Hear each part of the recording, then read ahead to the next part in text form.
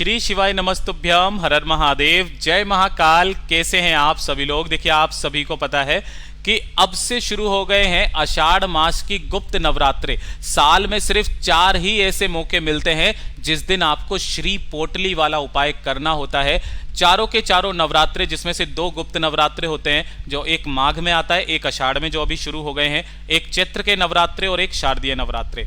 इन नवरात्रों में से किसी भी एक दिन आपको ये श्री पोटली वाला उपाय करना होता है। पूज्य गुरुजी ने कहा, जिंदगी में कभी आपके घर में धन की कमी नहीं होगी महाराज। इतना धन आएगा आप संभाल नहीं पाओगे। मेरा महादेव आपका धन से श्रृंगार करेगा। अगर घर में किसी भी तरीके की कोई समस्या, कोई तकलीफ, घर की खुशियों को किसी की नजर लग गई है, कुछ भी अच्छा नहीं चल रहा है, घर में टेंशन का माहौल बना हुआ रहता है ना, तो इस वाले उपाय को करना बिल्कुल मत भूलिएगा।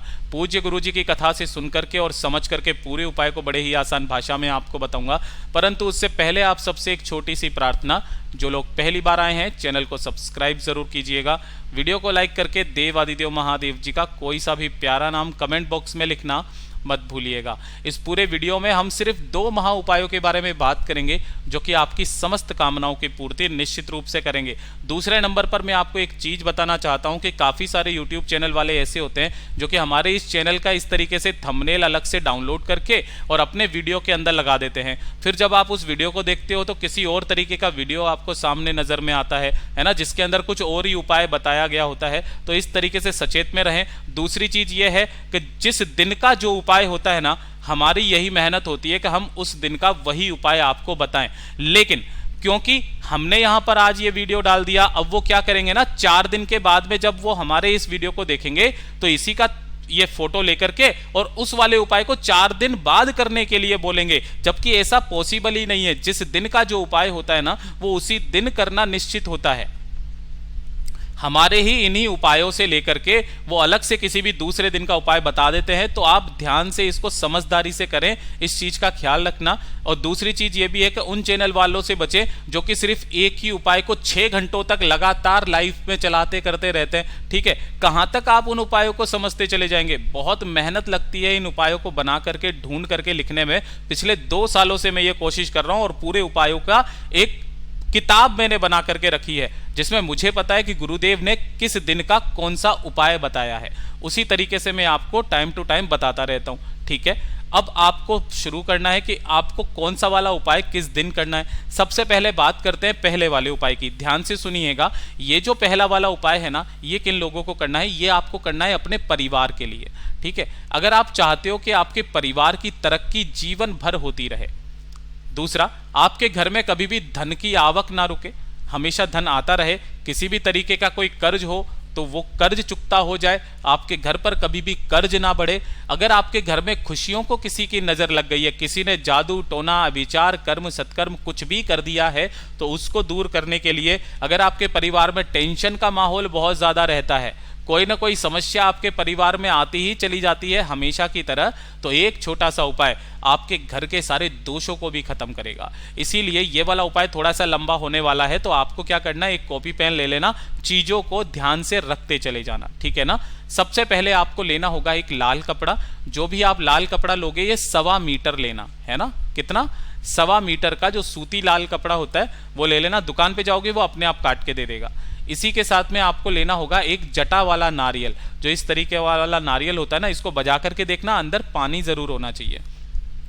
तीसरे नंबर पर आपको चाहिए होगी एक हल्दी की गांठ। इस तरीके से आपको एक हल्दी की गांठ लेनी है और थोड़ी सी 1 चुटकी हल्दी अलग से ले लेनी है स्वस्तिक बनाने के लिए। ठीक है ना। तो आपको 1 चुटकी हल्दी भी लेनी है और एक हल्दी की गांठ अलग से लेना।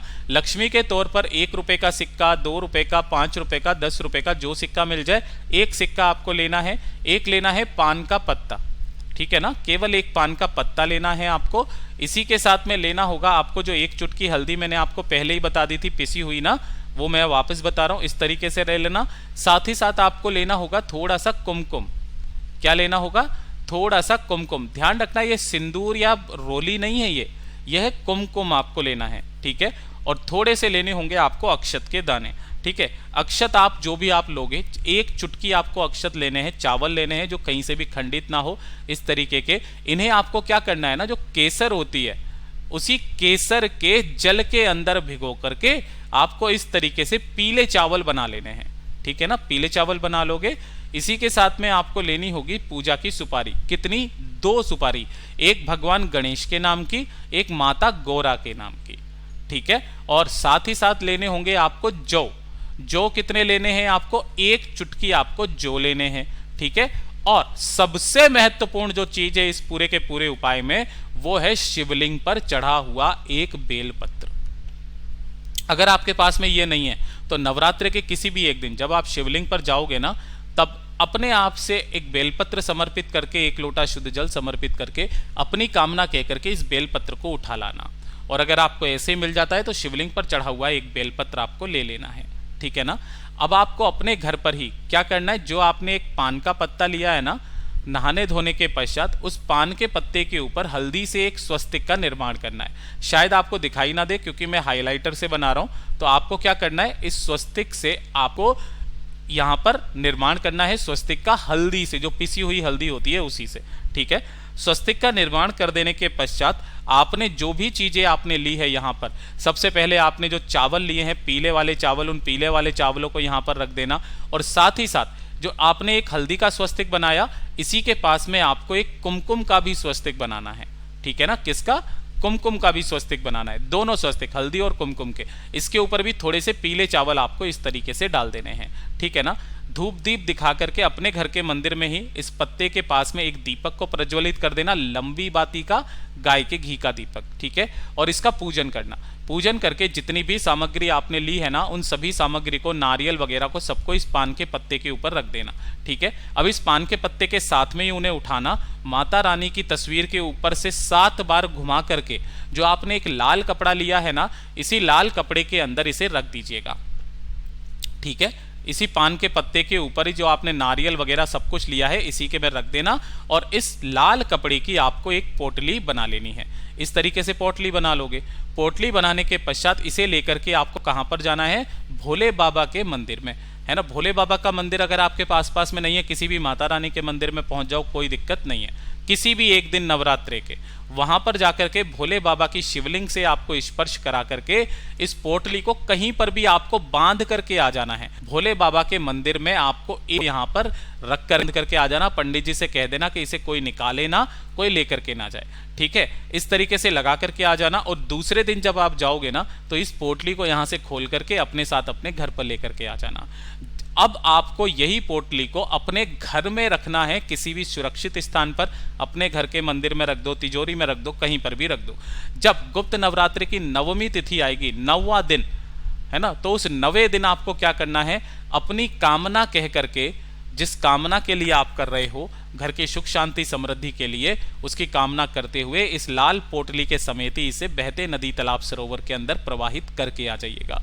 पूज्य गुरुजी ने कहा, इससे सुंदर उपाय नवरात्रे और गुप्त नवरात्रे का हो नहीं सकता। आपके परिवार की खुशियां वापस लौट आएगी। पूज्य गुरुजी का बहुत अद्भुत और अचूक उपाय है, जरूर कीजिएगा। बात करते हैं दूसरे वाले उपाय की। और ये जो दूसरा वाला उपाय है ना, ये बताना इसलिए जरूरी है क्योंकि आप नवरात्र के किसी भी एक दिन इस उपाय को कर सकते हो। कि अगर आपके परिवार में कोई भी व्यक्ति है जो बहुत ज़्यादा बीमार रहता है, कोई ना कोई बीमारी उसको हमेशा लगी हुई रहती है, लंबे समय से कोई बीमारी चल रही है, आप डॉक्टर के पास जाते हो, दवाइयाँ चेंज हो जाती है, लेकिन उनकी बीमारी खत्म नहीं हो रही है, किसी भी तरीके का कोई रोग, उनके पुराना रोग लगा हुआ है, वो खत्म नहीं हो रहा है, शरीर में कोई भी शारीरिक कष्ट या शारीरिक पीड़ा अगर उनके होती है ना, तो उन सब चीज़ों का सबसे अचूक उपाय है ये। नवरात्रि के किसी भी एक दिन आपको एक तांबे के कलश के अंदर जल भरना है और इसी जल को जो भी व्यक्ति है आपके घर में बीमार, उसके पास में जब वो रात को सोए तो उसके पास में आपको इसे रख देना है, किसी भी चीज़ से इसे ढक देना। दूसरा दिन जब उठेंगे तो इस वाले कलश से उस व्यक्ति का स्पर्श करा करके इसके अंदर आपको एक बेलपत्र, जो कहीं से भी खंडित कटा फिटा ना हो, इस बेलपत्र को इसी वाले कलश के अंदर आपको डाल देना है। डाल दोगे और इस कलश को ले जा करके उस बीमार व्यक्ति के निमित्त में आपको कहां पर जाना है? किसी भी नीम के पेड़ के पास में उस लोटे को अपने दोनों हाथों में पकड़ना, बीमार व्यक्ति का नाम और गोत्र बोल करके नीम की पेड़ की जड़ों में इस संपूर्ण जल को बेलपत्र के साथ ही समर्पित कर दीजिएगा। ओम नमः शिवाय, श्री शिवाय नमस्तुभ्यम का स्मरण करते हुए। पूज्य गुरु जी ने कहा नवरात्रि के ये जो 9 दिन होते हैं ना, इसमें जो 10 विद्याएं होती है वो नीम के पेड़ के नीचे निवास करती है। पूरी 9 माताओं की जो विद्या है वो सारी यहीं पर विराजमान होती है। और इसके नीचे किया गया ये एक उपाय आपके धीरे धीरे करके उस व्यक्ति के शरीर में सुधार लाने लगता है, उनका स्वास्थ्य सुधरने लगता है। पूज्य गुरु जी के ये सभी उपाय बहुत ही ज्यादा खास और अद्भुत है, जरूर कीजिएगा। वीडियो पसंद आए तो लाइक जरूर करना, चैनल को सब्सक्राइब जरूर कीजिएगा। मैं आपसे मिलता हूं अगले वीडियो में, तब तक के लिए ओम नमः शिवाय, जय महाकाल।